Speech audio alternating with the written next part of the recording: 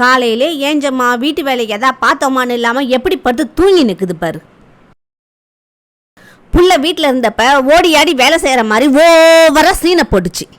இப்ப நல்லா படுத்து தூங்கி நிக்குது. இப்ப இந்த மகாராணிக்கு நான் வேலை செஞ்சு கொடுத்து நிக்கணுமா?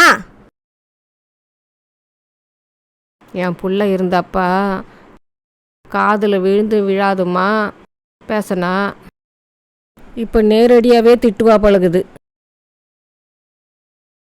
என்ன பண்ணுறது?